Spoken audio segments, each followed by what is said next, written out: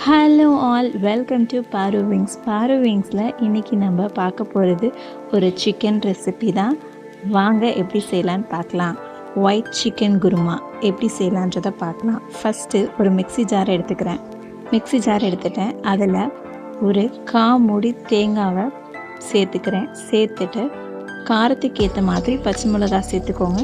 சேர்த்துட்டு ஒரு 3 பல் பூண்டு சேர்த்துருக்கேன். ஒரு 3 துண்டு இஞ்சி சேர்த்துருக்கேன். சேர்த்துட்டு அது கூடவே நான் முந்திரி ஒரு 10 முந்திரியை உடைச்சி இதோட சேர்த்துருக்கேன்.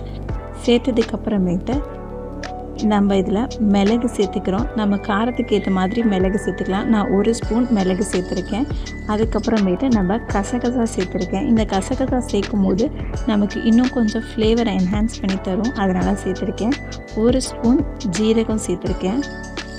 அதுக்கப்புறமேட்டு சின்ன வெங்காயத்தை ஒரு 10 சின்ன வெங்காயத்தை சேர்த்துருக்கேன். ஒரு பெரிய வெங்காயத்தில் ஒரு அரை பெரிய வெங்காயத்தை சேர்த்துருக்கேன். சேர்த்துட்டு இதை நல்லா மையம் அரைச்சிக்கலாம். இது கூடவே நான் பட்டை, கிராம்பு, ஏலக்காய் இதெல்லாம் சேர்த்துருக்கேன். சேர்த்துட்டு அதையும் நல்லா மையம் அரைச்சி இந்த மாதிரி எடுத்து வச்சுக்கலாம். எடுத்து வச்சுட்டு ஒரு குக்கர் எடுத்துக்கிறேன்.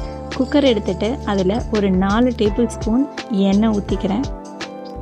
எண்ணெய் ஊற்றிட்டு நம்ம சோம்பு போட்டுக்கிறேன். ஒரு 2 டேபிள் ஸ்பூன் சோம்பு போட்டுட்டு அது நல்லா பொரியும் போது ரொம்ப ப்ரௌனாக பொரிஞ்சிடக்கூடாது. லைட்டாக பொரிய ஆரம்பிக்கும் போது நம்ம வெங்காயத்தை சேர்த்துக்கலாம். நான் சின்ன வெங்காயம் பாதியும் பெரிய வெங்காயம் பாதியும் சேர்த்துருக்கேன். ஒரு 10 சின்ன வெங்காயமும் ஒரு அரை பெரிய வெங்காயமும் சேர்த்துருக்கேன். சேர்த்துட்டு ஒரு 3 பச்சை மிளகாவை நல்லா நறுக்கி இதோட சேர்த்துருக்கேன். சேர்த்துட்டு இதை நல்லா வதக்கி விட்டுக்கலாம்.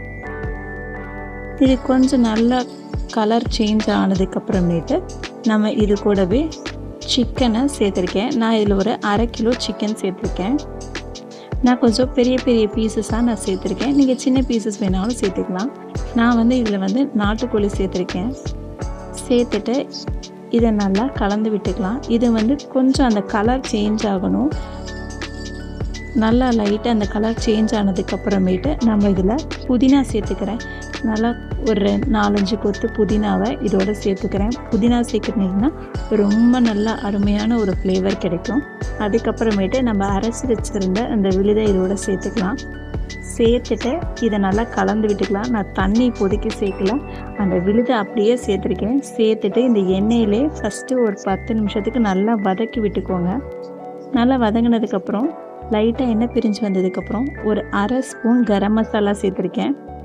சேர்த்துட்டு ஒரு அரை ஸ்பூன் கொத்தமல்லி சேர்த்துருக்கேன். சேர்த்துட்டு இதையும் இதோட கலந்து விட்டுக்கலாம். இது நல்லா அந்த எண்ணெயை லைட்டாக பிரிய ஆரம்பிக்கும். அப்போ நீங்கள் இதில் தண்ணி சேர்த்துக்கோங்க. மீதி மிக்சியில் இருந்த தண்ணியெல்லாம் நல்லா அலசி விட்டு இதை சேர்த்துக்கிறேன். உங்களுக்கு குருமாவுக்கு தேவையான அளவு தண்ணி சேர்த்துக்கோங்க. சேர்த்துட்டு இதில் உப்பு சேர்த்துக்கிறேன். உப்பு சேர்த்துட்டு இதை நல்லா கலந்து விடுங்க. நல்லா கலந்து விட்டதுக்கப்புறம் இது குக்கரில் விசில் போட்டு எடுத்துக்க வேண்டியதான். நான் குக்கரில் இதை ஒரு 6 விசில் விட்டுருக்கேன். ஏன்னா நான் நாட்டுக்கோழி சேர்த்துருக்கனால 6 விசில் போட்டிருக்கேன். இல்லைனா நம்ம ப்ராய்லர் கோழினா 3 விசிலே போதும். நல்லா இங்கே பாருங்கள், நல்லா இந்த மாதிரி எண்ணெய் பிரிஞ்சு வந்திருக்கும். நல்லா விசில் அடங்கினதுக்கப்புறம் ஓப்பன் பண்ணுங்கள். நல்லா இந்த மாதிரி எண்ணெய் பிரிஞ்சு குருமா அவ்வளோ டேஸ்ட்டாக இருக்கும். நீங்கள் ஓப்பன் பண்ணும்போதே நல்ல ஒரு ஸ்மெல் வரும்.